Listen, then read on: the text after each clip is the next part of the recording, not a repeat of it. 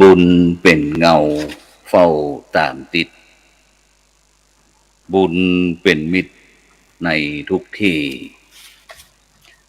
คอยช่วยเหลือเอื้ออารีห่างลาคีปลอดโอยภัยบุญพิทักษ์บุญรักษาบุญนำปา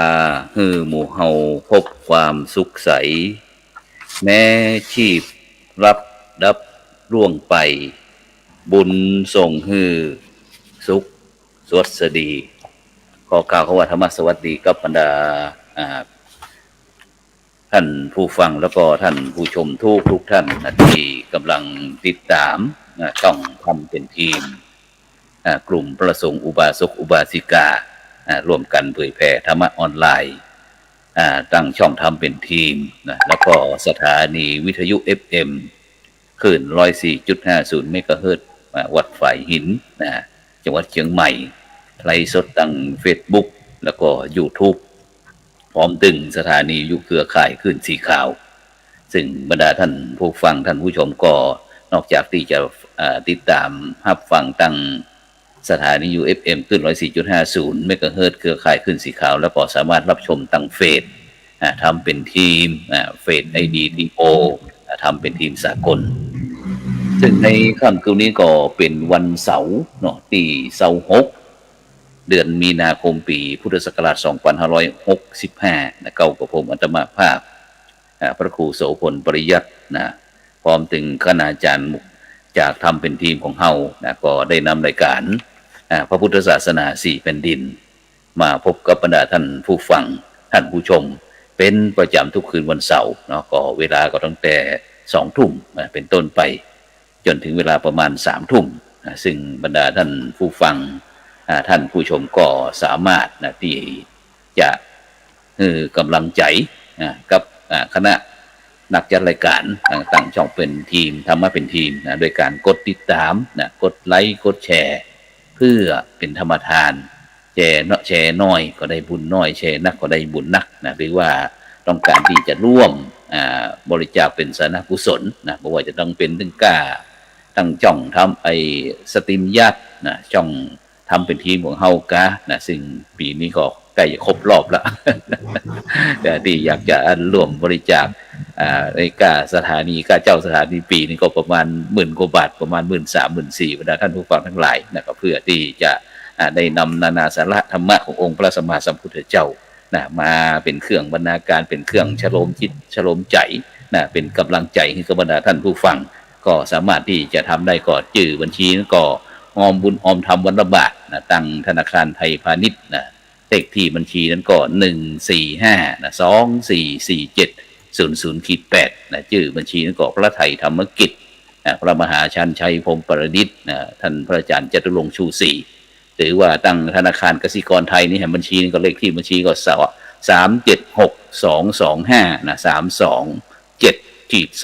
ชื่อบัญชีนั้นก็ท่านอาจารย์พระมหาดวงทิพย์ปริยัติธาลีตามแต่กำลังศรัทธาของท่านทั้งหลายซึ่งวันนี้ก็ขอนมัสการกับท่านอาจารย์พระมหาวรเชษฐ์นะครับมหาวิริโยนะครับครับพระอาจารย์ผู้ประสบผลครับผมครับหายตาไปที่ไหนมา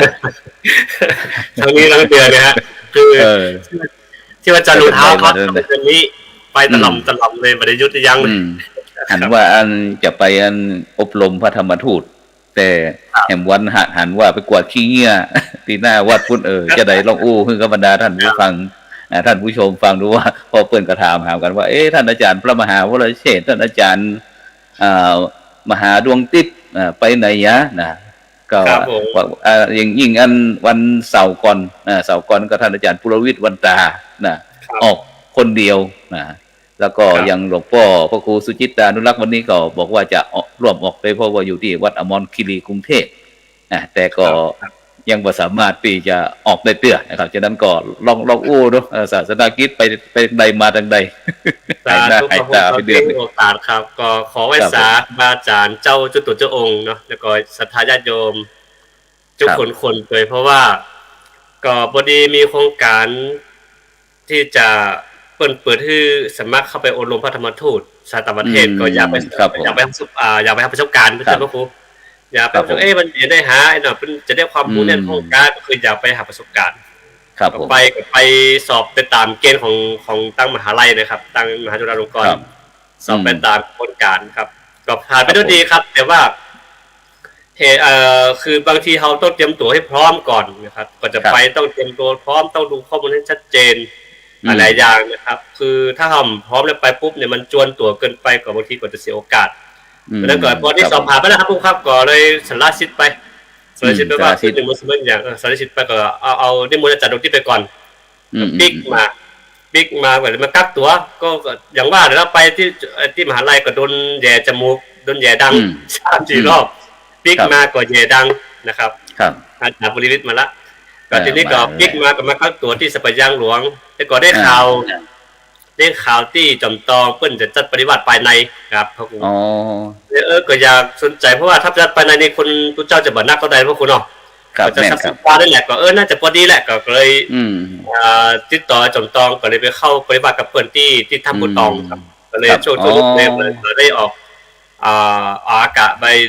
ได้เข้ามาร่วมสนทนาธรรมกับท่านครูเขาครับแต่ก็เป็นปัญญาโยมแต่นั่นก็คือไปเข้าปฏิบัติบ้านก็เจอตึงฝนเจอตึงแดดครับในท่านน่ะมันตึงมีหมดแล้วมาหมอกหนาตึกเลยก็สภาพอากาศก็ต้องเปลี่ยนตลอดเวลาครับได้ประสบการณ์ครับพระครูครับคือประสบการณ์คือว่าได้ไปเห็นหูว่ากระบวนการของเฮาในการที่ว่าระเบียบวินัยที่พระเจ้าของเฮาวางไว้น่ะยังมีอยู่ซึ่งมาเนี่ยหมู่เฮาทั้งหลายยังเกิดมา 2,600 กว่าปีรับเปรียบประเพณีอย่างนี้ยังมีอยู่เนี่ยก็ทำให้เฮาวงการของสงฆ์ของเฮาพระสงฆ์ของเฮายังยึดมั่นถือมั่นตัวนี้อยู่ก็ทำให้วัดปฏิบัติเนี่ยมันก็ยังคงอยู่ครับพระครูครับครับผมครับสาธุครับซึ่งถ้าอู้ถึงเรื่องอันไปการเข้าปริวาสผมก็เสียดายครับเพราะว่าอันหลายปี 2-3 ปีแต่โควิดมันเนี่ยพอได้เข้าปริวาสทุกปีนั้นเฮาก็ก่อนไอ้ช่วงก่อนเทศกาลมหาสงกรานต์ปีใหม่เมืองเนี่ยช่วงเดือนกุมภามีนาช่วงปลายหนาวนี่นะเพราะเขาก็มักจะเข้าปริวาสกันเพราะว่าเป็นพระสงฆ์องค์เจ้านี้จะต้องมีความรู้ของเนาะเกี่ยวกับเรื่องการที่เขาจะเป็นห้องว่าเป็นการสแกนความเป็นพระนะโดยเฉพาะซึ่งบางรูปบางท่านก็บอกฮู้จักนะท่านอาจารย์ว่าอยู่ปริวาสกรรมนะมันคืออะไรอย่างครับซึ่งโดยเฉพาะที่เราได้มีโอกาสแล้วก็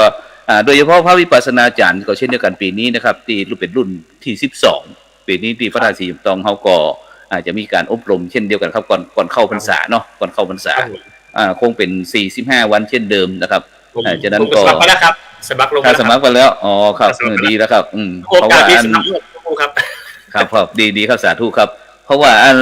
มันไม่ใช่เรื่องง่ายๆนะครับเนาะโชคดีที่เราได้เกิดมาพบกับวิปัสสนากรรมฐานนะครับโดยเฉพาะสายตามแนวสติปัฏฐาน4นะครับแล้วก็ยุบหนอป้องหนอของหลวงปู่ที่หลวงปู่ได้นำมาสั่งสอนของเรานี่คือเป็นมรดกอันล้ำค่านะครับก็ต่อพระอนุชนคนรุ่นหลังนะครับโดยเฉพาะพระสงฆ์องค์เจ้ารุ่นใหม่นะครับซึ่งผมจะสังเกตเวลาผมไปที่วัดพระธาตุสีจอมทองบ่ได้เอาเจริญพรท่านอาจารย์ปุรวิทย์สาธุเปิดไมค์ก่อนเด้อครับไหว้สาครับเจริญพรอาจารย์ปุรวิทย์ท่านถึงหลวงปู่ทองว่าเวลาเอาไปงานหรือว่าไปปฏิบัติธรรมบ่ใดเนี่ยมักจะหันหลวงปู่ทองเนี่ยแจกรองเท้าถวายรองเท้าคือกับลูกพระลูกเนนซึ่งก็มันตึงลู่กันหัวจะแตกทุกคนก็อยากจะได้รองเท้าหลวงปู่แต่อาจารย์ก็เคยขึ้นกันหลวงปู่นี่บ่ลังฮือปริศนาธรรมจะได้เนี่ยเป็นอย่างหลวงปู่ถึงชอบตีถวายรองเท้าแก่พระนักปฏิบัติก็เลยเคยอู้กับอาจารย์เจ้าคุณสุวรรณเมธีเจ้าอาวาสวัดพระธาตุสีจอมทองรูปใหม่นี่นะบอกว่าอาจารย์เจ้าคุณตุลุงว่าอันที่หลวงปู่ถวายรองเท้านี่ผมว่าไม่ใช่ธรรมดานะไม่ใช่รองเท้าธรรมดาแต่หลวงปู่มีปริศนาธรรมบอกว่าผมก็เลยอันตีความว่าหลวงปู่น่าจะฮื้อหมู่เฮาเนี่ยเดินไปห้อยหลวงปู่ท่านอาจารย์อันปุรวิทย์ว่าจะได้ฟ้องตรงนี้ลองช่วยขยายสักหน่อยดูอันจะมีความหันคล้อยก็อาตมาก่อนอันนี้ผม ผมก็บอกว่าจะตีความหมายปริศนาธรรมหลวงปู่ว่าอย่างไรแต่หลวงปู่เนี่ยในความรู้สึกของผมเนี่ยหลวงปู่เพิ่นมีจิตอันอ่อนโยนอ่ะเพิ่นมีจิตอ่อนโยนมีเมตตาสูงการที่หลวงปู่สอนวิปัสสนาเนี่ยมันเหมือนในสมัยอดีตไงพระที่มาบวชกับพระพุทธเจ้าเนี่ยมาจากหลากหลายวรรณะหลากหลายชนชั้นเหตุที่พระพุทธเจ้าอนุญาตให้พระสุปเกิบในอารามได้ปรากฏอยู่ในปาจิตตีหรือว่าในปาติโมกข์ที่มานอกก็วินัยที่มานอกปาติโมกข์โดยเฉพาะอนุญาตให้ภิกษุแคว้นอวันตีชนบทซึ่งมีดินที่หน้าฝนนี่ดินเป็นขี้ดินหนังหมูหน้าฝนนี่มึนกันแลดไปเมืองยองจะรู้จักเนี่ยหมูถ้าบ้านเป็นท้องแคบกบกาบก็หาเนาะแล้วก็ถ้าฝนตกฟ้าฝนตกงัวควายย่ำไปกับเป็นหอยอย่างงัวเนี่ยควายเนี่ยย่ำไปกับเป็นกีบพอหน้าแล้งปุ๊บหอยงัวหอยควายไอ้กีบนั่นมันกันแหลมเวลาภิกษุเดินจาริกไปกับไปย่ำแล้วขี้ดินเนี่ยบาดตีนเนี่ยพระพุทธเจ้าก็เลยอนุญาตให้ภิกษุสูบเกิบได้โดยเฉพาะอวันตีชนบทใส่แคปได้เนาะใส่แคปได้แต่ว่าใส่แคปใส่แคปในสมัยพระพุทธเจ้านี้ใส่แคปใบไม้ใส่แคปใบไม้ได้ใส่แคปใบไม้ชั้นเดียวกาบไม้ชั้นเดียวได้แล้วห้ามใส่เกิบก๊อบแคปเกิบไม้ก็คือเกิบไม้เกิบไม้ที่เหมือนเกิบญี่ปุ่นสาวญี่ปุ่นก๊อบแคบห้ามใส่เกิบไม้ยกเว้นไม่เป็นอาบัติใส่เกิบไม้เวลาไปเวชจักกุดีส้วมสมัยก่อนเป็นส้วมเวชจักกุดีด้วยขยายน้อยนึงไว้เนี่ยแล้วเป็นแต่ด้วยขยายน้อยเวชจักกุดีเวชจักกุดีเป็นภาษาพระในบาลีในวินัยว่าเวชจะแปลว่าส้วมเวชจักกุดีแปลว่าห้องส้วมอันนี้ยอมสุเดี๋ยวแป๊บนึงเลยมึงยอมบนห้องลูกวิทย์นะลูกวิทย์มาจากเวชจะนั่นแหละออกเสียงมาจากวิจะนั่นแหละมึงยอมนะมันออกเสียงบาลีอนุญาตให้ยืนอยู่บนเกิบไม้ได้ในเวลาไปส้วมน่ะไปวิทย์ไปห้องวิทย์นะไปห้องวิทย์ก็คือเพราะว่าส้วมสมัยก่อนเพื่อจะแปลงชัดก็หลุมส้วมหลุมไม้เอาไม้แต่งเป็น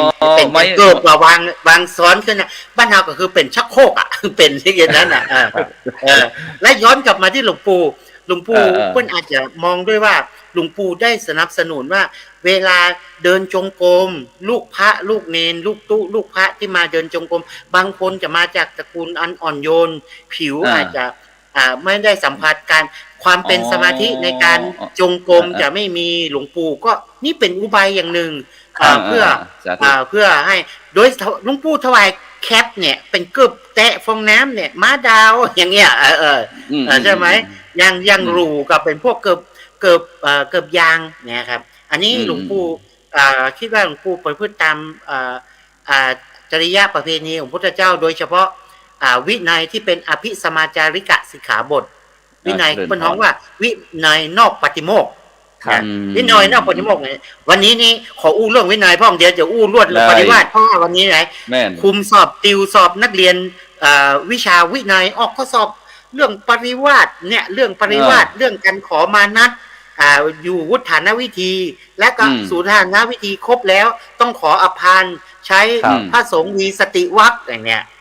ทุกปีเนี่ยมาสดๆร้อนๆเนี่ยทำอันนี้ผมรวดเลยว่านำสวดตลอดงานปริวาสเนี่ยปริวาสนี่แปลว่าการอยู่รอบปริวาสแปลว่าอยู่รอบหรืออยู่ชดใช้ปริแปลว่ารอบวาสะแปลว่าการอยู่รอบแล้วก็ที่แปลแหมความหมายแปลว่าชดใช้เพราะอย่างแปลว่าภิกษุเหล่านี้เพื่อนได้อาจจะได้พลั้งเผลอด้วยตั้งใจก็ดีสันติจะอสันติจะได้ละเมิดวินัยเล็กๆน้อยๆจนถึงวินัยที่เป็นสังฆาทิเศษนะครับโดยเฉพาะที่สูงสุดคือสังฆาทิเศษก็เลยมาขออยู่ปริวาสเพื่อ ประพฤติวุฒานวิธี เพื่อขออภานคือการสวดยกว่าเป็นผู้บริสุทธิ์ในหมู่สงฆ์อีกครั้งหนึ่งนี่วันนี้ข้อสอบออกอย่างนี้เลยนะครับแล้วก็บอกว่าบอกว่าปริวาสนี้สำหรับปริวาสสำหรับพระภิกษุเมื่อมีอาบัติปกปิดเรียกว่าปฏิชนะปริวาสอปฏิชนะปริวาสอาบัติที่ไม่ปกปิดพอต้องแล้วไปขอมานัดเลยขอมานัดก็คือขอประพฤติอยู่ราตรีประพฤติราตรีขอมานัดถ้านับมาได้อาจจะเป็น6ราตรีเพิ่นจะบอกเพิ่นฮ้องว่าสโมทานะปริวาสจำมาได้ว่าปิดต้องไปแล้วเขาเรียกว่าปริวาสที่ต้องแล้วปฏิเสธปริวาสมาได้นับวานไว้เพิ่นก็เลยเอามารวมกันไปขอมานัด6ราตรีประพฤติ6ราตรีแล้วจึงขออภานนะครับ6ราตรีแต่บ้านเฮาการเข้าปริวาสเฮาก็มักจะเข้าประมาณบ่เกิน10วันแม่นบ่10วันบางทีก็7วันเลย10วันแต่ภิกษุณีแต่ภิกษุณีต้องขอภิกษุณีซึ่งมีศีล311ข้อต้องขอมานัด10วันภิกษุณีนะขอมานัด10วันก่อนแล้วจึงประพฤติวุฒานวิธีขออภานได้ภิกษุณีเขาใช้เรื่องเขาเรียกว่าเขาบอกเคยเข้านะพระครูอาจารย์บริเวณพอไปเข้าเนี่ยรู้สึกว่าพิธีกรรมมันศักดิ์สิทธิ์นะศักดิ์สิทธิ์มันรู้สึกว่าเนื้อตัวของเขามันยกขึ้นมานะมันยกเบาแม่นมันก็แปลกเหมือนกันน้อยนะท่านมหามันเป็นการมันเบาบางมันเป็นการชำระเขาเรียกว่าอะไรนะชำระใจให้ที่มีมนทินที่เขาได้กึดไว้ก็ดีบ่กึดไว้ก็ดีไงมันชำระแล้วมันก็เบาแล้วที่จริงตุงเมืองยองเนี่ยมีการเข้าปริวาสที่แตกต่างจากบ้านเฮาด้วยนะมีเหมือนกันนะมีจริงตุงเมืองยองเนี่ยเข้าปริวาสเนี่ยวัดไหนได้จัดปริวาสต้องจัดอย่างน้อย3ปีติดต่อกันเข้าปริวาสแล้วสมมุติว่าวัดเฟยฮุงจัดปริวาสต้องจัดครบ3ปีครบ3ปีแล้วศรัทธาในหมู่บ้านสมมติว่าท่านมาเข้าปริวาสที่วัดเฟยฮุงเจียงตุงผมเนี่ยจะไปเป็นเจ้าภาพแต่งสูงเฟืองฮิปปี้แต่งสูงผมจะต้องไปคอยปฏิบัติพัดวีไปตักน้ำฮ้อน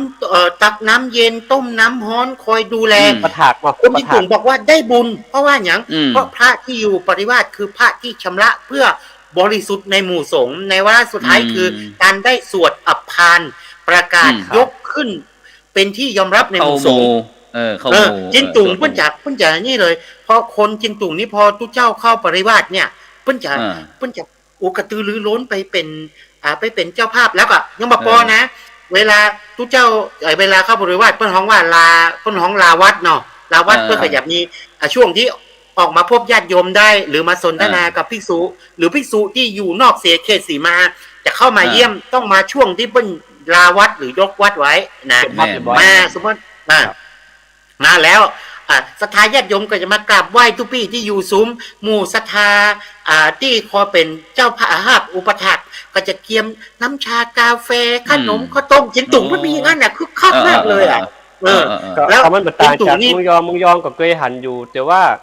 าปัญหาที่ต่างกันคือ1คือหมายถึงว่าเฮาไปอยู่ปุ๊บเนี่ย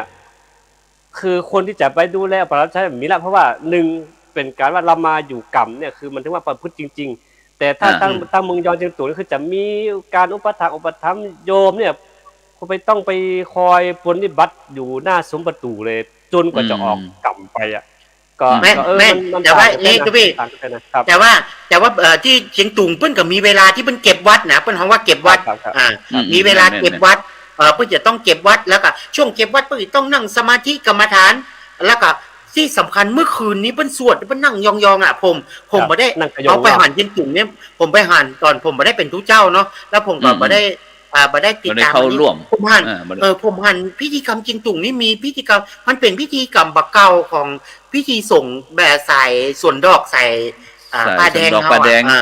แม่นสมัยวัดป่าเฮาสมัยก่อนซึ่งที่ผมประทับใจมากที่สุดก็คือเนี่ยการแต่งซุ้มเฟืองแล้วก็บนสันซุ้มเฟืองนี่ก็แต่งเป็นเมฆไหลเป็นจ่อฟ้าจ่อปราสาทอย่างนี้นะแล้วประเดี๋ยวจิงตุงเนี่ยเอาง่ายมะ สร้างซื้อเต็นท์เอาแต่งเต็นท์ครับผมว่าได้อารมณ์ในความรู้สึกของผม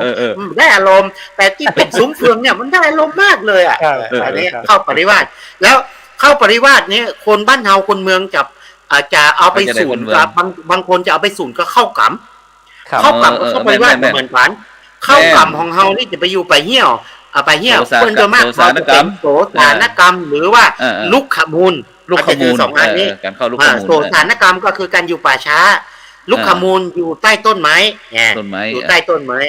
ซึ่งวันนี้ข้อสอบก็บอกว่าพระพุทธเจ้าอนุญาตให้ภิกษุอยู่ใต้ต้นไม้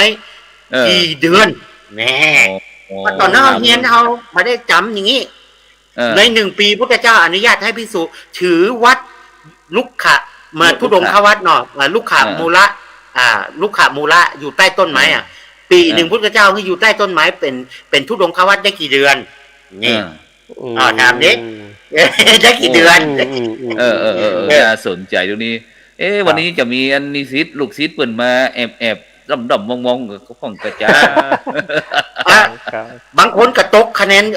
นนวิชานี้ผมไปแล้วครับแต่ว่าบางคนที่ได้ติวกับผมได้พันแล้วแต่วันนี้คิดว่าคะแนน60 พันกันเฉลยลุกขมูละลุกขมูลิกังคะทุจังควัตเนี่ยครับพระพุทธเจ้าอนุญาตให้ภิกษุอยู่ใต้ต้นไม้ได้8 เดือนให้ยกเว้น3 เดือนในพรรษาเพราะอะไรในวัตถุปัญญายิกาขันธกะว่า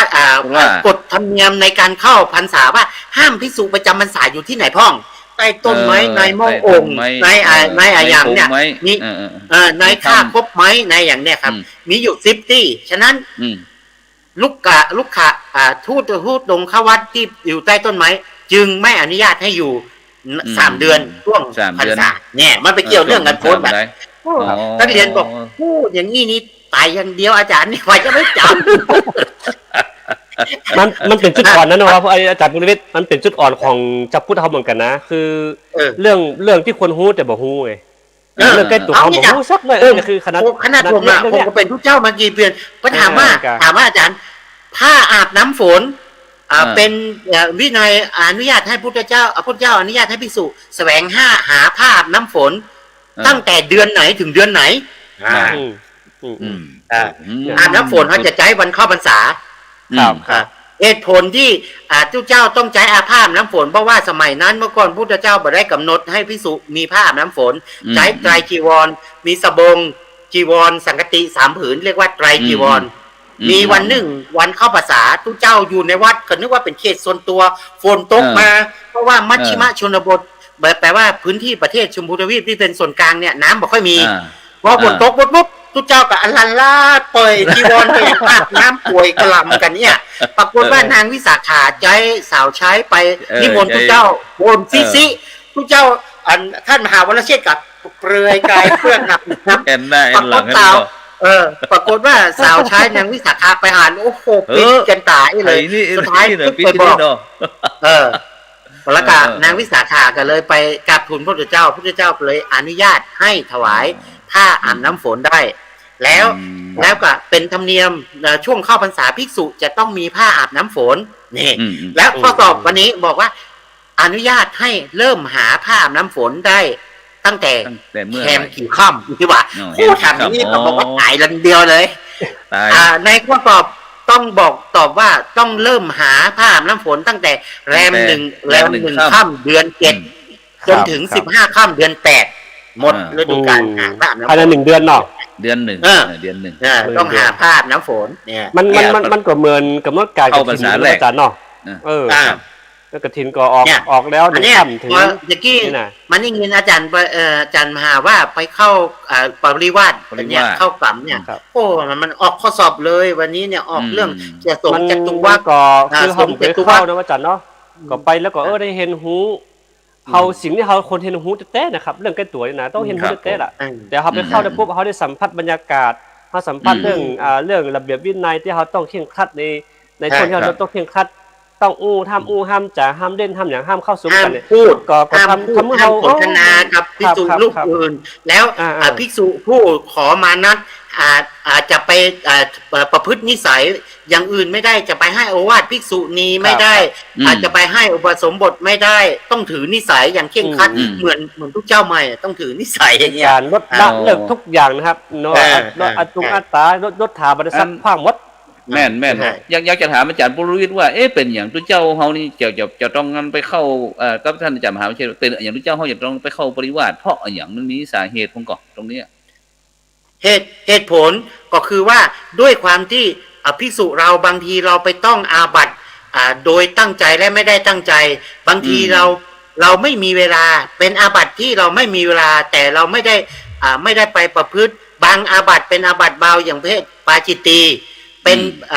ปาจิตตีเป็นต้นเป็นอาบัติที่เราแสดงคืนได้เรียกว่าปฏิสารานิยกรรมการสำนึกโทษและแสดงคืนได้ด้วยการโปรงอาบัติอังพันเตสัมภุราราวัตถุกโยปฏิโยปโนตาปฏิเทเสมีเนี่ย ทุกเจ้าตัวหนึ่งนั่งยองๆนี่เนาะกลมปัสเสียวุโสอามาปเตปสามีท่านผู้เจริญวันนี้ผมได้ต้องอาบัติจดมาม่าไป2 ซองโอ้ผมมันนึกได้โอ้ผมไม่ได้เป็นผู้ป่วยไข้ภิกษุผู้ป่วยไข้พระพุทธเจ้าอนุญาตให้ฉันเพื่อจะกินยาได้ไงผมลืมไปผมนึกว่าผมเมื่อยเนี่ยท่านนึกได้หรือนึกได้อันนี้เป็นอาบัติเบาเป็นละหุกาบัติเป็นสเตกิจฉาแก้ไขได้แต่มันมีอาบัติหนักอีกประเภทหนึ่งคืออาบัติที่เป็นอาบัติสังฆาทิเศษ13 แก้ไขได้เหมือนกัน แต่เป็นอาบัติหนักแก้ไขได้ต้องอยู่ปริวาสอยู่ประพฤติวุฒานวิธีแล้วขออภานเนี่ยครับอันนี้จึงเป็นที่มาของการชำระศีลให้หมดจดเพราะอะไรเพราะหลังจากอยู่ปริวาสครบตามมาประพฤติปักขมานัตครบปักขมานัตแล้ว6 วัน 7 วันแล้วเนี่ยก็หมู่สงฆ์20 รูปจึงสวดประกาศว่าโอ้ฟังเด้อพระสงฆ์สุนาตุเนพันเตสังโฆอายสมันโตสุนาซีต่อไปนี้พระมหาวรเชษเด้อเพิ่นมาปฏิบัตินี้แล้วเพิ่นเป็นผู้บริสุทธิ์แล้วพวกท่านจงฟังพวกเธอควรจะได้รับการยกขึ้นในหมู่สงฆ์มีจะเรียกว่าอะไรการบริโภคที่เสมอกับสงฆ์ทั้งหลายพวกท่านเข้าใจไหมถ้าเข้าใจยอมรับจงนิ่งถ้าไม่ยอมรับทักท้วงครั้งที่ 1ครั้งที่ 2ครั้งที่ 3อย่างเงี้ยใช่ไหมตามหาวัดเทศครั้งที่ 1ครั้งที่ 2 ที่ 3พอครั้งที่ 3มันมีภัยทักท้วงท่านพระครูก็มาทักท้วงส่งที่บรรสวดพระก็จะบอกว่าเมื่อในที่ประชุมสงฆ์ซึ่งเป็นสัมมุขาวินัยที่ประชุมสงฆ์เนี่ยเพื่อพร้อมหน้ากันแล้วยอมรับขอประกาศว่าพระมหาวรเชษฐ์เป็นผู้บริสุทธิ์ผุดพองเป็นผู้มีศีลใสสะอาดเนี่ยญาติโยมจึงจะได้บุญกับอันนี้ตัวยังไงคนญาติโยมก็จึงมันเหมือนทุกเจ้าบวชใหม่ไงที่ญาติโยมเขาไปคอยปฏิบัติใส่บาตรใส่นะครับมันกอกรอ10 วันนี่หนูชื่อว่าได้ชัดเจนนี่เพราะเพิ่งติววินัยมาเป็นมันร้อนขออ้วนนิดนึงนะว่าเป็นพระครูนะคือมันเหมือนใจกำลังนักขนาดนั้นนะ10 วันนี่นะแล้วก็ที่จริงผมจะอย่างสักอย่างนึงคือว่า1 เดินจงกรมไหว้พระสวดมนต์บอกมันนักเก็บอาภานเก็บบัตรบอกนี่ไปก็บ่ได้มันกำลังของเฮาหมู่ฮู้หายไปไหนมันอ่อนๆเพียอ่อนเพียเหี่ยแรงหยมไปหมดเลยเนาะครับฮู้เอาแฮงไปไว้ตรงไหนหมดฮู้ครับกินได้สำนึกผมว่าอาจารย์มหาผมว่ามันเหมือนมีพลังงานบางอย่างที่มีอย่างนะที่สำนวนคนสมัยประเดี๋ยวเพิ่นบอกมันเหมือนกันดีท็อกร่างกายอ่ะท่านรู้มันเหมือนดีท็อกทำละสิ่งสกปรกในลำไส้อย่างออกอย่างที่อาจารย์มหาว่ามันเหมือนความเพียรมันเป็นการดีท็อกเพื่อคลีนนะใช่ไหมมันเป็นการดีท็อกแล้วนี่คือระบบดีท็อกที่พุทธเจ้าได้บัญญัติไว้นะระบบดีท็อกในเรื่องด้านจิตใจเนาะดีท็อกด้านจิตใจอันนี้มันจะกายอยู่หั่นเนาะอย่างเปิดบอกว่าถ้าสมมุติว่าถ้าเฮาประพฤติปฏิบัติที่นอกรูนอกธรรมนอกวินัยอย่างที่อาบัติที่อาจารย์บอกว่าอาบัตินักแต่สามารถแก้ไขได้เนี่ยยิ่งถ้าเฮาหลงลืมเท่าไหร่ยิ่งเมินตัวใดก็ยิ่งมีปัญหาตัวอันครับมันจะเป็นจึงมีปริวาส2แบบไงปริวาสแบบที่ไม่ได้ปกปิดก็คือนึกได้ไปขอมานัดเลยขอมานัดคือประพฤติกักตัวเนี่ยทุกเจ้า4 ตน ก็ขอมานัดแล้วเพิ่นฮ้องว่าสงฆ์จตุวรรษมีทำวัดเสร็จตุเจ้าสี่ตนขออันท่านพระมหาประเทืองพระมหาปุรวิทย์ขอมานัดจะอยู่ชำระปริวาสขอจริงๆในแต่ละวัดหรือสู่สงฆ์สามารถอยู่ปริวาสตัวเองได้นะว่าจำเป็นต้องมีอย่างนั้นได้แต่มันจะมีพิธีกรรมสุดท้ายเท่านั้นที่จะยุ่งยากก็คือตอนอัปพานจะต้องวัดนั้นหรือว่าสำนักนั้นจะต้องมีพระสงฆ์20 รูปถึงจะสวดประกาศยอมรับกันได้นะฉะนั้นการเข้าปริวาสมันจึงเป็นพิธีกรรมใหญ่ในหมู่สงฆ์เฮาแต่จริงๆแล้วเดี๋ยวผมเล่าประสบการณ์นิดนึงนะคือที่จริงแล้วเนี่ยคือครั้งนี้นี่ผมไปเจอประสบการณ์แบบแปลกที่สุดครับพระครูผมแค่ถามกันเอ็นพูดมาเปรยๆเป็นประสบการณ์ว่าอย่างไรคือมันจิตของเขามันมีจิตตัวหนึ่งมันกระตุ้นขึ้นมาว่ามันมาบอกว่าไอ้สิ่งเหล่านี้มันจะมันคล้ายๆว่ามันบัดใจคือทุกอย่างมันจะถีบมาเป็นการทดสอบของจิตของเขาครับมันจะถีบข้างในตลอดเวลาและที่นี่คือตัวที่ดีสุดคือตัวสติตัวสติแต่ถ้ามีสตินี่ผมอาจจะลุดไปละที่ผมคุยที่ผมเปิดใน Facebook คือมันจะถีบว่าให้ผมวิ่งท่านต้องวิ่งนะแล้วก็ต้องตะโกนตลอดเวลานั่นแหละคือวินาที2-3 วินาทีตรงนั้นเนี่ยผมเกือบจะเอาบ่อยู่ครับผมต้องเปลี่ยนอารมณ์ต้องไปคุยกับเพื่อนสาธมิกที่ตรงนั้นถ้าผมมาคุยปุ๊บเนี่ยตอนนี้ผมก็จะจำได้มานั่งตรงนี้เลยผมอาจจะบ้าอย่างไรแล้วเพราะมันแรงจริงๆเพราะว่ามันพอแบบเคยเข้าแต่ไปเข้าปุ๊บเนี่ยมันรู้สึกว่ามันมีอะไรที่มันมาเข้ามากระตุ้นของเราตลอดเวลากระตุ้นตลอดเวลาครับกระตุ้นตลอดเวลาโอ้ยว่ามันแฮงจริงๆครับพระครูเป็นแฮงโอ้ผมว่าถ้าอาจารย์เมาแล้วเช่นผมว่าเพราะว่าพอเข้าอยู่สภาวะนั้นท่านอาจารย์มหาเนี่ยเขาเรียกว่าอะไรมันได้ฝึกจิตและการเก็บจิตกำหนดจิตกำหนดรู้อารมณ์จิตอารมณ์สมาธิมันจึงเข้าออกแล้วอาการอย่างนี้ที่ไปเรียนอาจารย์เรียนวิปัสสนาจารย์ที่หลวงปู่เนาะหลวงปู่ก็จึงบอกว่านี่มันเป็นนิวรณ์มันเป็นตัวที่จะมาเขาเรียกว่ามาทำลายแทรกนะอันนี้เพิ่นจึงเวลาคนที่ฝึกสมาธิหรือฝึกวิปัสสนาหลวงปู่เพิ่นจึงบอกว่าห้ามห่างจากพระวิปัสสนาจารย์ที่เพิ่นจะสอบอารมณ์อันนี้แหละคือตัวสอบอารมณ์สอบอารมณ์ที่พอเจอเหตุการณ์พวกก่อไปอู้กับไอ้ครูอาจารย์กับอาจารย์ครับผมจะดูอาการแห่งวันเดียวนะถ้าอาการยังมาเหมือนเดิมผมจะขอลาออกเลยเพราะว่าผมว่าถ้าจิตผมไปมากกว่านี้เนี่ยผมจะเยียวยาไม่ได้ละผมพูดตัวเองว่ามันกลัวจะเยียวยาไม่ได้กลัวจะฟังไปกว่านี้อาจารย์กำก็แก้ว่าอาจารย์อย่าเพิ่งไปอันนี้คือนิวรณ์นั่นนิวรณ์ท่านบรรลุธรรมต่อไปข้างหน้าเพราะฉะนั้นท่านต้องอดทนนิดหนึ่งนะท่านต้องอดทนนิดหนึ่งนะครับก็เฝ้าระวังอาการอยู่ครับแต่ก็พอมันเป็นวันพระใหญ่พอดีครับที่อากาศเกิดขึ้นรอไปขึ้นมานัดครับเข้าไปได้ว่า3 วันสมถะไปได้3 วันแล้วก็รอไปขึ้นมานัดอีก6 นาทีเนี่ยคือระหว่างนั้นมันรออยู่พระครูครับมันก็มาปึ๊ดพระครูมันมาปึ๊ดผมก็ตอนที่2เนี่ยผมต้องไปคว้าต้นหมากโอไว้เพื่อจะบนวิ่งอันนี้คือความจริงผมเจอก็ขอต้องมาลงเอาตรงนี้ว่ามันเนี่ยผมว่าสถานที่จะเป็นนั้นสมาธิหมุนอย่างกันอาจารย์ปุรวิทย์ครับเป็นกับจิตมากเลยมันอยู่ที่พิธีกรรมและก็อยู่ที่ความสงบของอารมณ์เนี่ยแล้วก็เนี่ยพลังของสมาธิเนี่ยอย่างที่ครูบาอาจารย์เฮาเพิ่นก็สอนเนาะว่าคือระวังคือตามรู้เท่าทันจิตเรื่องเนี่ยเรื่องนิวรณ์อันที่จะมาแทรกเนี่ยอันนี้แหละที่สำคัญเรื่องนิวรณ์ที่มาแทรกเรื่องอารมณ์สมาธิแล้วก็ทำให้คนของว่าถ้าภาษานังจีนก็คือพลังลมปานแตกซ่านนะพลังลมปานแตกซ่านสับสนนี่เนาะพลังลมปานแตกซ่านหรือว่าสมาธิแตกอย่างก็ที่กรรมวิปัสสนาแล้วสมาธิแตกธาตุไฟเข้าแทรกสมาธิแตกซ่านนะครับก็เลยมาฮู้ป่องแจ้งอ๋อไม่น่าแล้วครูบาอาจารย์มันห้ามตลอดเนาะว่าการปฏิบัติธรรมแล้วบ่มีครูบาอาจารย์ควบคุมแล้วก็ไปเรื่อยเป็นเทยนี่มันมาตัวนี้เองทำให้เพี้ยนเนี่ยทำให้เพี้ยนไปเรื่อยเป็นเทยก็เลยนี่แหละมาเข้าใจตัวนี้แหละถ้าผมมีสตินิดเดียวนี่ผมก็คงจะเพี้ยนไปประมาณนี้นี่ท่านมหาวรเชษฐ์ที่แม้แต่การไปปฏิบัติธรรมของนิสิตมจรที่ไปปฏิบัติธรรมประจำปีหรือปฏิบัติธรรมก่อนจบนะรุ่นผมนี่ก็มีไปเฮาปฏิบัติธรรมที่รวมกันที่สำนักทุ่งลาดย่าเนาะ เพื่อนนี้นั่งสมาธิแล้วเอาหัวโกกปืนคือมันหูตัวพระวิปัสสนาจารย์เปิ้นหูอารมณ์แล้วเปิ้นเข้าไปกระซิบมหาเปิ้นจะกระซิบเปิ้นจะบอกให้กำหนดอารมณ์อะไรเงี้ยมันเป็นเขาเรียกว่าเนี้ยเรื่องนิวรณ์เข้ามาแทรกซ่านมันเอาหัวโขกพื้นโดยที่บอกหูตัวเลยแม่น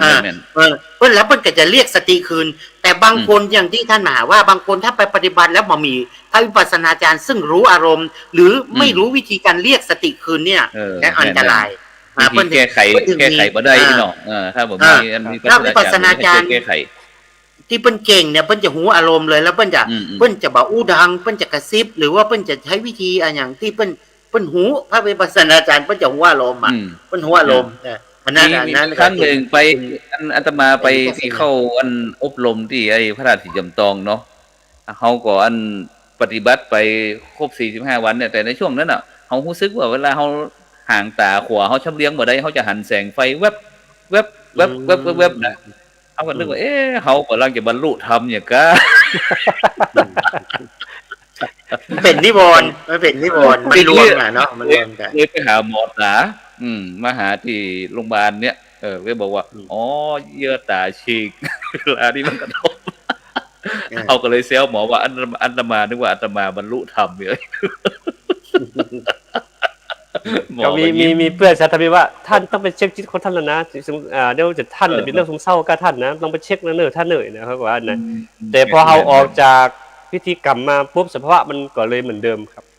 คือระหว่างช่วงนั้นพวกเรื่องอากาศเรานี่ก็ยังมีอยู่มันมาเป็นครั้งเป็นพักมันคือมันภาพมาเป็นพักๆครับมันเป็นครั้งๆแล้วเมื่อกี้ได้ยินท่านอาจารย์มหาอู้ถึงเรื่องว่าบอกว่าจะเป็นเจ้าขุนบุญนายเป็นพระสงฆ์องค์เจ้าระดับไหนก็ตามเมื่อไปเข้าปริวาสแล้วต้องปล่อยวางยศถาบรรดาศักดิ์นี่หมายความว่าจะไรครับ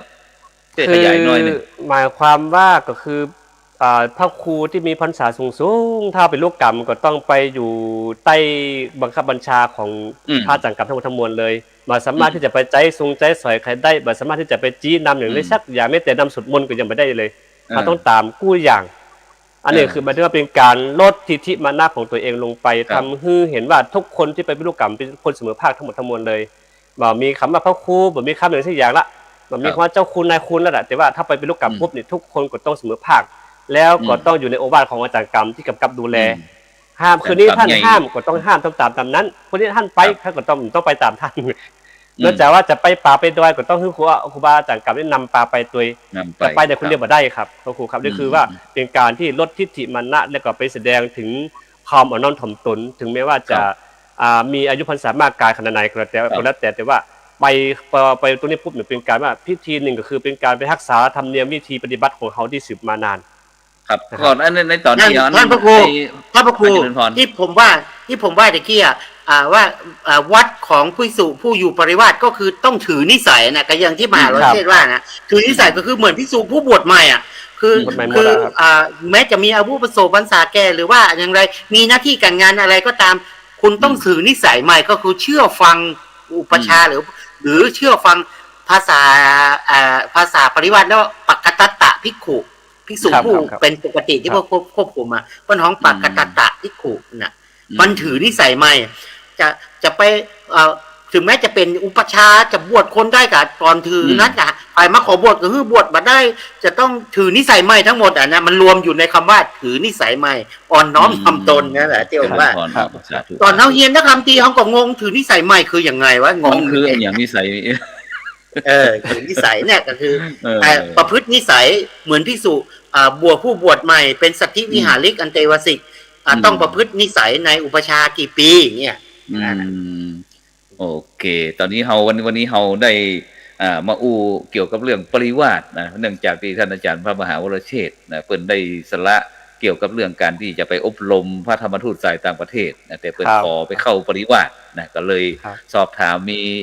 FC หรือว่าคณะสัตยาญาติโยมบรรดาท่านผู้ฟังที่ติดตามเขาว่าท่านอาจารย์มหาวรเชษฐ์หายไปไหนยังวันศุกร์เสาร์ก่อนก็มีแต่ท่านอาจารย์ปุรวิทย์วันตาเนี่ยเพิ่นเก่งเนาะอีน่ะก็เลยผู้ฟังตอนอาจารย์พระครูโทรบอกตะกี้ว่าเข้าร่วมรายการบอกก็บอกฮู้จะอู้เรื่องอะไรอย่างนะแต่พอมาเข้ารายการปุ๊บโอ้โหมีเรื่องพอมาเข้ารายการปุ๊บโอ้มีเรื่องมีเรื่องจะนี้ตำรวจบ่จับครับ มีเรื่องแบบนี้ตำรวจบ่จับ ตำรวจประจับพอเข้ามาปุ๊บได้ยินอาจารย์มหาวรเวทวรเชษฐ์เล่าเรื่องบริวารอ๋อมันตรงกับที่เราสอบฮอตติวละออนนักเรียนพอดีอย่างเงี้ย พอดีเลยจับ เป็นนั้น จังหวะพอดีเนาะ เอาเขาก่อตรงนี้เขาก่อเพื่อได้คือความรู้กับบรรดาท่านผู้ฟังท่านผู้ชมว่าการอยู่ปริวาสกรรมอย่างต่างๆเป็นวิธีการที่จะทำมือพระสงฆ์เข้าชักจูงหรือว่ายกพระสงฆ์เข้าหมู่คณะไอ้หนอเนื่องจากที่ทำพิษอาบัติที่ตั้งใจก็ดีบ่ตั้งใจก็ดีเนาะเป็นอาบัติจริงสมาธิพระโคครับคือคำว่าอาบัติตัวเนี่ยคือโดยมากเขาจะไปเขาว่าเข้าใจว่าสังฆาทิเศษตัวเดียวที่จริงมันมี43ข้อมันก็ตั้งแต่ถูกต้องกายหญิงอะไรก็แล้วแต่ที่คือที่จริงแล้วโดยมากเขาเข้าใจว่าสังฆาทิเศษตัวเดียวมันใจแม่นแต่ว่ามันยังมี43ข้อเราเนี่ยอาจารย์ปริเวศประจำได้ก็ขอไม่ตามจำจำอธิบายเพราะ43ข้อมีอย่างพองเนี่ยคือต้องกายหญิงก็ดีอะไรก็แล้วแต่ที่เนี่ยที่จริงเราคือต้องกายหญิงพูดส่อเสียดพูดพูดสื่อเป็นสื่อให้ชายหญิงรู้จักกันอย่างเงี้ยบางทีเขากับประเทศได้พระครูโสพลบอกมีลูกศิษย์รออยู่ไปเจอลูกศิษย์สาวสวยเฮ้ยอาจารย์มีลูกศิษย์รอนะมึงสนใจไหมเจอสังฆาทิเศษแล้วเป็นสื่อชักอย่างเงี้ยบางทีเขาบอกอู้เล่นมาได้แต่มันเป็นอภัตไงนั่นแหละเขาก็อู้ว่าเนี่ยลูกศิษย์ของอาจารย์รอนะเป็นหนุ่มรอนะนิสัยดีเธอสนใจไหมอย่างเงี้ยนั่นก็คือสังฆาทิเศษพ่อสื่อไม่จับเล่นราชาวิชาเนาะแต่พระคุณเล่นของนี่อันต่างๆนาก็ใช่ไม่ต้องเพราะฉะนั้นเขาต้องเข้าใจเสียใหม่ว่าการที่ว่าจะเข้าใจง่ายเดียวว่าเป็นสังฆาทิเศษนี่มันเหมือนใจแต่ว่ามันรวมหลายข้อรวมกันเพราะว่าบางทีเราเผลอไปในพระเจ้าพระคุณก็เผลอไปอู้เล่นพ่องแต้พ่องอย่างพ่องเนี่ยมันก็อาจจะมีส่วนร่วมเพราะฉะนั้นการที่เข้าไปปุ๊บเนี่ยก็คือว่าเป็นการที่ว่า1อย่างน้อยก็สารภาพตัวเองมาซะดียอมรับธรรมชาติไปรับสารภาพตัวเองดีๆแม่นถ้าเปรียบเทียบสมมติว่าอย่างพี่น้องศาสนาคริสต์ของเขากับวันจิตก็ต้องไปสารภาพมันก็ไปสารภาพว่าตัวเองทำอะไรบ้างอันนี้คือแต่ว่าของเขาเนี่ยถ้าที่ไหนมีก็ไปได้นะด้วยตัวเจ้าสูงเขาเนี่ยครับสาธุครับจากนั้นเขาก็ได้ขยายช่วยกับขยายเรื่องปริวาสกรรมก็พอเป็นบรรณาการให้กับบรรดาท่านผู้ฟังท่านผู้ชมต่อไปเขาก็จะมาอู้ถึงเรื่องเกี่ยวกับเรื่องประเพณีแต่ละเดือนเนี่ยโดยเฉพาะเดือน6เดือนหน้านี่เป็นเดือน7ท่านอาจารย์โพลิวิทย์ตอนนี้เดือน6เนาะเดือน6นี่ก็เดือน6มีการมีงานกันตั้งเฮานี่เป็นเดือน7เนาะตั้งพุ่นเป็นเดือน6อยู่แม่นครับตอนนี้เดือน6กับเดือน7เขาก็จะเข้าปีใหม่เมืองกับเทศกาลมหาสงกรานต์เริ่มนับพศใหม่ก็นั่นน่ะเดือนใหม่แล้วน่ะฉะนั้นช่วงเดือน6เนี่ยมันก็สำคัญเหมือนกันนะท่านอาจารย์โพลิวิทย์อย่างตั้งพื้นบ้านล้านนาตั้งเมืองเขานี่เดือน6มันมีกิจกรรมอย่างพวกนี้ตั้งพุทธศาสนาเขาเจ้าบ้านเจ้าจ่องเนี่ยพุทธบริษัทนี่เดือน6นี้เดือนมีนานี้จนถึงต้นเมษาจะเป็นเดือน6โดยมากอย่างที่ผมพูดวันนั้นนะครับก็จะมีปล่อยบทลูกแก้วนะครับปล่อยบทลูกแก้วนี่เป็นกำเรียกคนที่จะบวชเที่ยวจะบวชว่าลูกแก้วห้องว่านาคคนเมืองห้องว่าลูกแก้วพอพี่น้องไตใหญ่เพิ่นจะห้องว่าสร้างรองก็คือคำว่าสร้างรองก็คือเป็นโพธิสัตว์อย่างรองพญาเป็นสร้างรองเป็นพระโพธิสัตว์ลูกแก้วอยู่เนอะมึงยองลูกแก้วอยู่นะมึงยองรับศาสนาไปจากเชียงใหม่เชียงตุงของลูกแก้วนะแล้วก็ปล่อยข้าวสารนี่ที่เดือน6นะบวชลูกแก้วปล่อยข้าวสารงานสีสันอวอร์ดทรงศพเผาทรงสถานตันทราบของพระครูเถระทั้งหลายเนี่ยพวกมหาเถระทั้งหลายที่เพิ่นได้รับรางวัลสีสันอวอร์ดนกหัสดีลิงเนี่ยก็จะมีช่วงเนี้ยนะต้องแต่มกรากุมภามีนาเนี่ยปีนี้ไปเดือนมีนาที่แล้วนี่เอาแหงไป2ลายแล้วท่านอาจารย์ปุรวิทย์หลวงพ่อพระครูปริพานธรรมพิสิทธิ์กับหลวงพ่อไอ้ที่วัดไอ้พวกแต้มนั่นได้อันอย่างก็สีสันอวอร์ดอีกอะไรที่ว่านั้น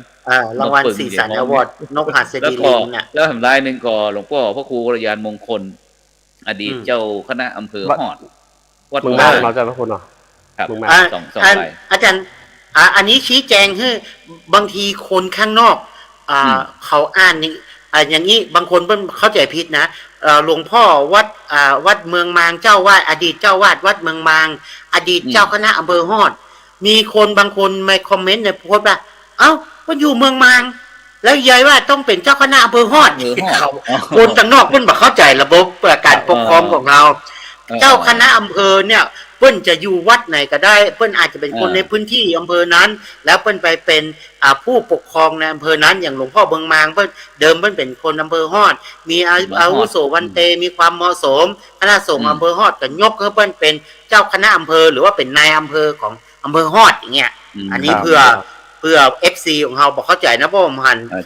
ใน Facebook มีบางคนงงกับอันนี้ว่าโอ้อยู่วัดเมืองมางยังได้ไปเป็นเจ้าคณะอำเภอฮอดคือคนที่มันเข้าใจเข้าใจนะอำเภอเมืองเนี่ยเมืองบางแล้วก็อาจารย์ผู้ไปต่อผมแทรกเรื่องนี้ไปได้ว่าไปงานศพศพแล้วว่าไงเดี๋ยวอันพอจันพลวิทย์ช่วยอ่านคำฟ้อนของไฟมุงยองกำเนิดเพราะว่าหน้านี้เพิ่นจะฟ้อนกันหรอเดี๋ยวจะแชร์ไว้นะจะแชร์ไว้ให้ดูนะจากพลวิทย์คือตางเมืองยอนี่เดือน5เดือน6เพิ่นจะปล่อยบอกไฟกันเพิ่นจะมีกำฟ้อนอยู่ปล่อยบอกไฟปล่อยกำฟ้อนบอกไฟนะฮะปล่อยบอกไฟนี่หมายความว่าจะไดปล่อยบอกไฟคือส่วนมากนี่ตางเมืองยอเพิ่นจะเขาจะ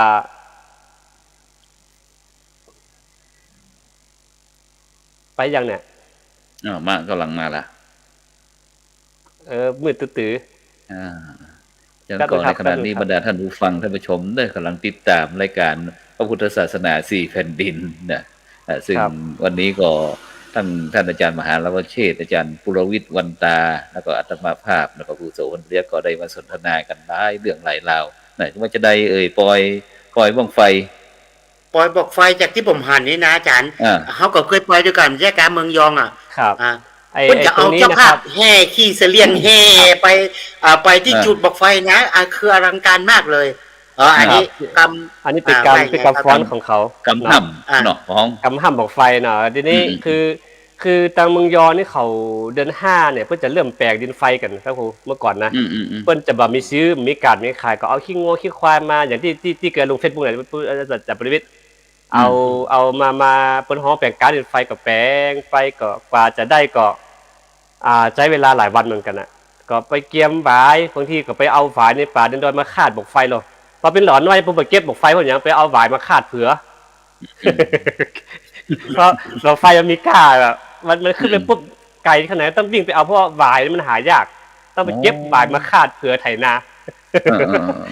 ครับพอคือเพื่อจะมีการฟ้อนรำทำเพลงนะจ๊ะพระครูเนาะคือมันถือว่าฟ้อนก็ฟ้อนขึ้นก็ฟ้อนบ่ขึ้นก็ฟ้อนของเขาเนาะขึ้นก็ฟ้อนบ่ขึ้นก็ฟ้อนนะเรียกว่าจะต่อจะตั้มน่ะตาม5ว่าอันบ่จะต้องไฟมันคือต้องไฟมันใส่คือมันกระบอกมันยาวๆต้องไฟมันยาวเลยครับคือต้องไฟเขาเรียกว่าต้องไฟคือตั้งแต่ปากถึงอันปากต้องไฟนี่ก็หมายถึงที่เฮาใจดินไฟดินประสิวนี่ที่บรรจุหั่นนั่นต้องเป็นต้องเป็นต้องเหมือนต้องไฟนะฮะเขาจะมีการย้อนซูคือว่าขึ้นถ้าขึ้นบอกไฟเจ้าสตาร์ได้ขึ้นก็จะหามเจ้าภาพไปย้อนซูตามเมกาขายปล่อยน่ะย้อนซูเนยเนี่ยคือมันถึงว่าขอขนมข้าวฟองขออย่างแล้วแต่ที่มันจะขึ้นมาแล้วก็แบ่งไปกินกันเนี่ยครับคือเป็นการเล่นม่วนต้อนรับสงกรานต์ปีใหม่ก็คือว่าจะใกล้ไถนาเรียบร้อยละคือมันว่าหลังจากที่เดินทางแล้วปุ๊บเนี่ยครอบครัวในเมืองยองพ่อแม่พี่น้องก็จะไปแปลงให้แปลงสวนเตรียมไม้หัวก้าอย่างคือบ่งบอกถึงว่าฤดูกาลเนี่ยมันเป็นฤดูกาลที่รื่นเริงของเขานะครับแปลงข้าวหนมข้าวฟองข้าวดอกซ้อกับเดือนเนี้ยจะเตรียมละเดี๋ยวจะเตรียมคือถ้าใครที่ถ้าใครได้กินข้าวดอกซ้อสักห่อนึงนี่ก็อายุถึงครบปีละมันเกินบ่เอาเป็นปีว่าปีสงกรานต์นี่เป็นรักครับพระครูครับครับอ๋อนี่ก็เป็นอันประเพณีอันเดือน6ของพี่น้องตั้งเมืองยองเนาะเกี่ยวกับเรื่องอันปล่อยบอกไฟปล่อยบอกไฟเนาะท่านมหาปล่อยบอกไฟแล้วก็ปล่อยลูกแก้วเนาะลูกแก้วนี่มันจะได้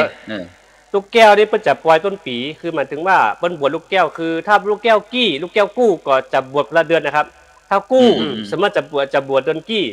ถ้ากี้จะบวชวันกู้ก็หมายถึงว่าลูกแก้วน่ะมีจำนวน20คนนี่เนาะก็จะบวชเดือนกี้แต่สมมติว่า19จะบวชเดือนกู้ อันนี้เคสนี้ก็ต้องไปถามคุณบาต้องขอเวลาไปถามคุณเฒ่าคุณแก่ว่าเพราะอะไรหยังเขาจะมีเคสอยู่ครับมีเคสอยู่แล้วก็แต่ว่าผมอาหารว่าเจียงตุงนี่เพิ่งก็เริ่มบวชตั้งแต่ปลายมกรากุมภามีนามาเนี่ยนะเพิ่งก็บวชแต่ว่าโควิดปีนี้เนี่ยบอกค่อยหันเปิ้นบวชนักตะไดเจียงตุงเนี่ยแต่ก็มีบวชมีแห่อยู่พ้องเพราะแต่เป็นเพราะว่าสถานการณ์โควิดเนาะแล้วก็เจียงตุงนี่จากเจียงตุงเมืองยองเนี่ยนอกจากมีปอยบทลูกแก้วแล้วนะปอยสังรองนี่เป็นนิกายไตนะครับแล้วก็ปอยบอกไฟเนี่ยเจียงตุงบอกค่อยมีบอกค่อยมีโดยมากจะเป็นพี่น้องทางเมืองยองจะเป็นปอยบอกไฟโอ้ปอยก็จะแป่งกลางบอกไฟกลางโต้งพวกนะแล้วก็เจ้าภาพบอกไฟที่เพิ่นเป็นเจ้าภาพบอกไฟเขาจะแห่เข้าไปที่ใกล้กลางนะฟ้อนกันแล้วก็ฟ้อนแล้วกันเนี่ยแล้วก็เวลาแล้วก็จุดบอกไฟด้วยนะกับกระแห่แล้วก็ขึ้นกระฟ้อนบ่ขึ้นกระฟ้อนเป็นทุกย้อนได้ตองได้ตามอย่างเพลงกำเมืองนั่นนะแล้วก็บอกไฟไปแตกต้มไม่นะไอ้สลาบอกไฟน่ะโดนเอามินหม้อขี้เปิดท่าหรือว่าหามกันแล้วจุ่งลงหนองน้ำเนี่ยนะจุ่งลงหนองน้ำจังเมืองยองอาจารย์บุญวิทย์ก่อนที่เขาจากนี้ไปพอดี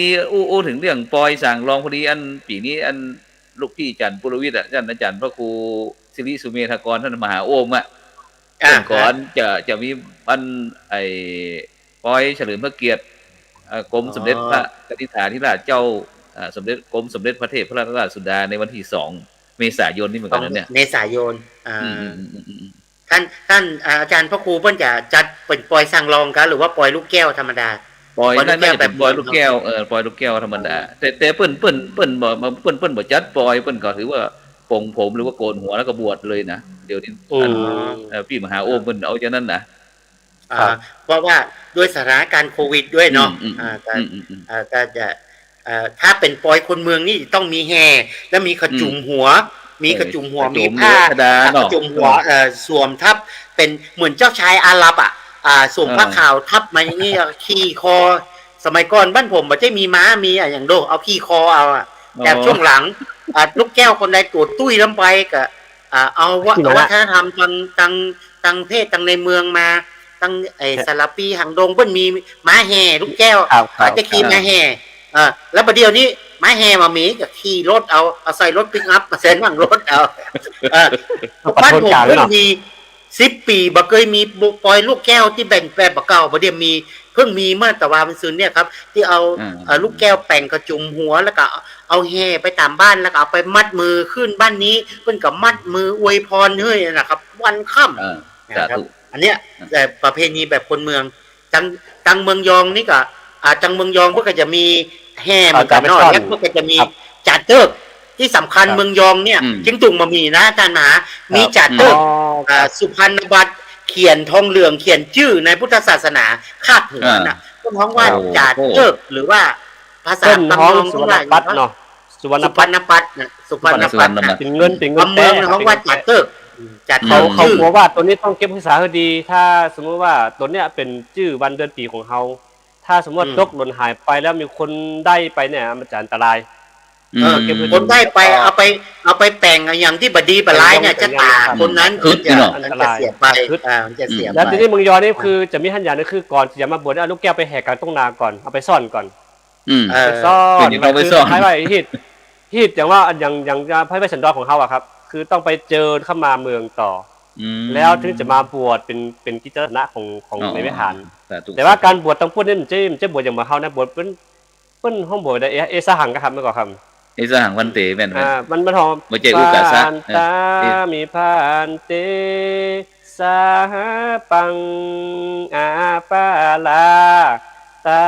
งคามาทาเมพันเตมยากะตังปุญญังสามินาอนุโมติตาปังเนี่ยฮะอาจารย์อันนี้เปิ้นฮ้องมันจะมี2ทำนองนะทำนองป่าแดงกับทำนองสวนดอกผมเสียดายมากเทปอันนี้อาจารย์เจ้าคุณบุญเลิศวัดเจดีย์งามทำเทปไปแล้วล่ะผมเอาไปให้ในหมู่แล้วไปถามอาจารย์เจ้าคุณก็ว่ากูก็ไม่ได้เก็บอันนี้เลยมีต้นฉบับมาจากเชียงใหม่แล้วไปเผยแพร่ที่เชียงตุงแล้วเข้าไปเมืองยองแล้วปัจจุบันทำนองสวดบ้านเฮาสูญหน้าสูญนานแล้วแต่เชียงตุงเพิ่นยังแยกแยะได้อยู่แต่ปัจจุบันเชียงตุงก็เริ่มสูญละ เริ่มศูนย์ละอย่างที่พี่มหาว่าเนี่ยเป็นรู้สึกจะเป็นทำนองทำนองป่าแดงหรือเปล่าเนี่ยเอ้ยทำนองส่วนดอกจ้าแต่ทำนองป่าแดงจะโวยขึ้นมาหน่อยเนี่ยโอเคอาจารย์พลวิทย์ก่อนที่จะหมดเวลาในฐานะที่เป็นอาจารย์มหาวิทยาลัยมหาจุฬาลงกรณ์และวิทยาลัยเขตเชียงใหม่ได้ช่วยประชาสัมพันธ์หับนิสิตนักศึกษาของมหาวิทยาลัยเฮาโดยจะประชาสัมพันธ์เกี่ยวกับมหาวิทยาลัยน้อยหนึ่งเจริญพรใช่ถ้าลูกพระลูกเนนหรือว่าคนบ้านเพราะว่ามหาวิทยาลัยมหาจุฬาหรือมจรเฮาเนี่ยครับเป็นสถาบันการศึกษาของคณะสงฆ์นะครับก็ได้รับได้เปิดสอนในระดับปริญญาตรีนะครับหรือใครมีลูกพระลูกเนนหรือว่าลูกหลานที่เป็นคนบ้านบอกว่าคนใจคนยิงเนี่ยนี้สำนวนเจียงตุงเนาะบอกว่าคนใจคนยิงมาสมัครเรียนได้จะเรียนครูเรียนรัฐศาสตร์รัฐประศาสนศาสตร์เรียนสังคมสงเคราะห์สังคมสงเคราะห์ก็คือทำงานเป็นพวกนักสังคมสงเคราะห์ที่อยู่โรงพยาบาลตำส่วนปรุงกาหรือว่าตำอบตที่เป็นนักสังคมสงเคราะห์อย่างนี้หรือว่าจะมาเรียนเอกภาษาอังกฤษเรียนครุศาสตร์เรียนเป็นครูอย่างเงี้ยพุทธศาสตร์นี่ปริญญาตรีแล้วก็ถ้าจบปริญญาตรีแล้วถ้าอยากจะต่อปริญญาโทปริญญาเอกมีก็มาต่อปริญญาโทและปริญญาเอกได้นะครับที่มหาวิทยาลัยมหาจุฬาลงกรณ์ที่วัดสวนดอกตั้งแต่บัดนี้จนถึงวันสิ้น31พฤษภาคม65ปีการศึกษามีเวลาอยู่นะป่ะอาจารย์ปริญญาเนาะมีเวลาอยู่เนาะครับนิมนต์ท่านอาจารย์มหาวิทยาลัยเชษฐ์ครับนี้อย่างที่ประชาสัมพันธ์พ้องก็ที่จริงแล้วก็คืออยากจะบอกบุญนิดนึงก็คือแปลงนกเขาชนิดลิงไปใส่หลังคาวิหารมันยืดนะครับก็ตอนนี้ก็ยังเปิดโอกาสให้ทำบุญอยู่ก็ใครแล้วแต่เจตนารมณ์คุณชิปคุณทราบก็แล้วแต่เพราะว่าแล้วแต่เจตนาของญาติโยมทั้งหลายว่าเพราะว่านกเขาชนิดลิงก็มีแค่30ตัวแล้วก็เป็นศิลปะผสมผสานของยองของเฮาคือประยุกต์เอาแล้วก็ทีนี้เรื่องเมฆไหลก็มีสัก200ตัวนี่นะครับก็แล้วแต่แล้วก็ขอเชิญชวนตัวว่าอยากมีเจตนาร่วมไปฟื้นฟูศิลปวัฒนธรรมเมืองยองก็ขอเจริญพรด้วยครับครับตัวรัตดาอาจารย์ครับบอกตัวคือถ้าเป็นเจ้าภาพตัวห้องนกเสด็จดิงเนี่ยเราคิดถึงว่าตัวมันคือตึงจ้างตึงก้าคนสูงก็8,400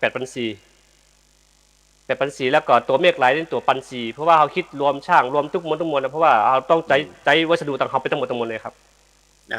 หรือจะบริจาคตามเจตนาก็ได้ครับ10 บาท20 บาท50 บาทก็แล้วแต่ศรัทธาญาติโยมนั่นเองครับผมสาธุครับผมสาธุครับถูกครับฉะนั้นก็ในค่ำคืนวันนี้ก็เวลาหมดเวลาจำเป็นที่จะต้องนำรายการพระพุทธศาสนา4แผ่นดินจากบรรดาท่านผู้ฟังก่อนวันพรุ่งนี้ก็จะพบกับรายการเห็นธรรมเห็นเราพรุ่งนี้ก็ท่านอาจารย์พระครูพิวัฒนาวิกรมท่านอาจารย์พระครูชลทานพิทักษ์นะซึ่งได้บูรณะปฏิสังขรณ์อันที่พระธาตุสีสองเมืองนะก็จะได้มาสรุปงานที่รายการของเรานี่ก็ประมาณใจตั้งแต่20:00 นจนถึง4:00 นพรุ่งนี้ก็จะออกอากาศก็ตั้งขึ้น 104.50 เมกะเฮิรตซ์วัดไฟหินของเขาเป็นแม่ข่ายแล้วก็จะพูดยุขึ้นสีขาวทั้ง8จังหวัดภาคเหนือเขาออกหมดเลยพรุ่งนี้นะครับฉะนั้นก็ประชาสัมพันธ์เชิญชวนกับบรรดาท่านผู้ฟังเพื่อที่จะได้สืบสานจารีตพระมหาเถระนะซึ่งก็